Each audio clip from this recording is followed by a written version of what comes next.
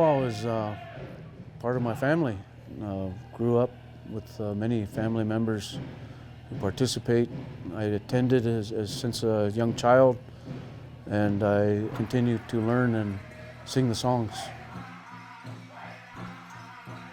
Prior to COVID, we always got together like this. But over the last 2 years, everybody was separated. Nobody got to go, to all the major powwows across the United States and Canada.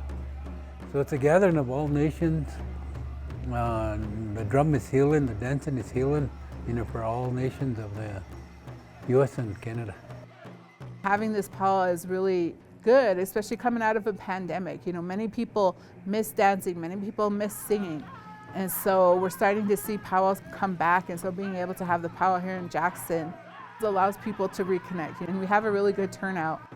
Made family through powwows. I call them my powwow family. I dance as long as I could walk. There's a bunch of pictures of me wearing my regalia when I was a baby. And I remember my favorite dress was probably when I was around 8. I wore my Grandma Marie's jingle dress. And it was really beautiful, and I was really sad when I grew it out and I had to wear a different dress. Powwow means to me, it means gathering around everyone I know and love and just having a fun time. And it's a really important event. And when COVID-19 happened and when we had no powwow for a year, it felt really out of place and really just unnatural for not to have powwow for a whole year. Powwows are able to share our dances and our songs and our culture with people of Jackson. And even though we're only hour and a half away, some people in Jackson have never stepped upon our reservation, so they don't really know. So it's kind of teaching tool for the town of Jackson, so that they know more about our way of life, and it's kind of done in a good way.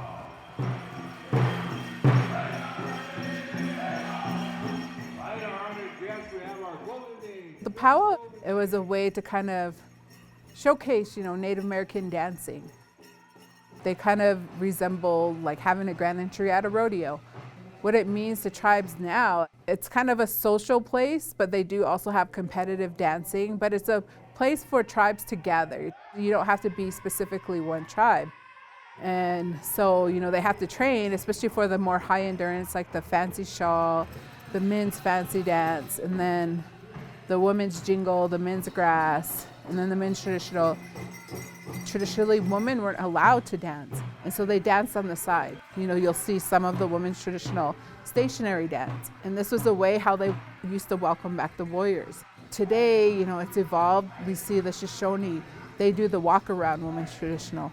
The jingle dress started with the Ojibwe, and it started out as a healing dance. It's now part of the powwows, as part of a competition. Hey, all right, round of applause for our junior girls, fancy show dancers. A lot of tribes have their own ceremonial dances, which each style kind of originated with a certain tribe.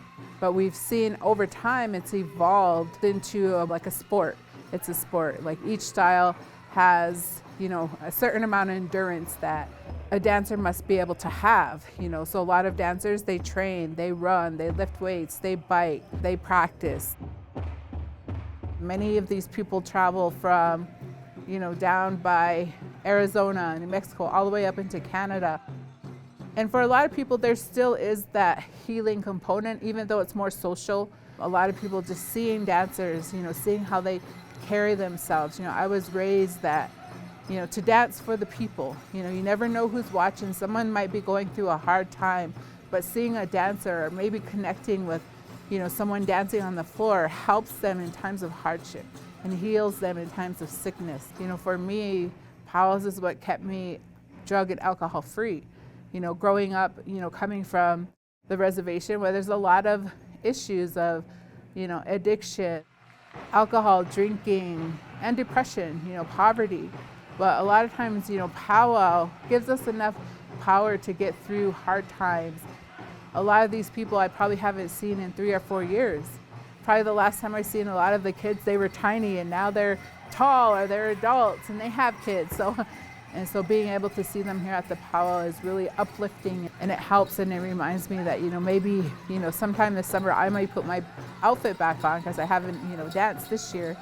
Everybody working on new outfits, just being able to dance, that's a blessing in itself.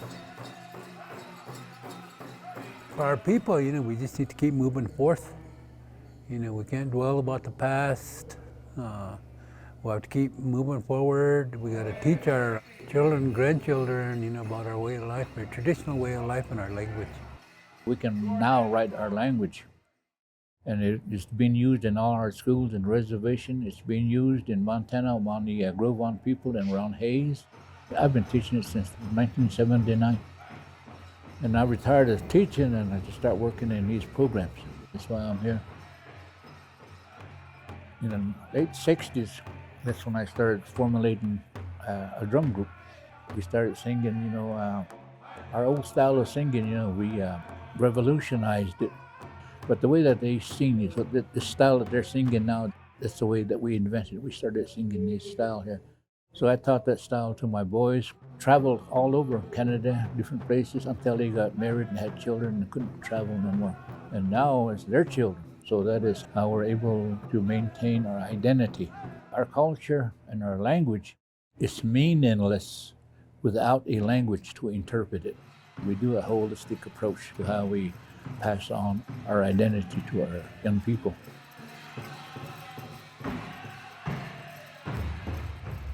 All right, song number 1, Junior Girls Fancy.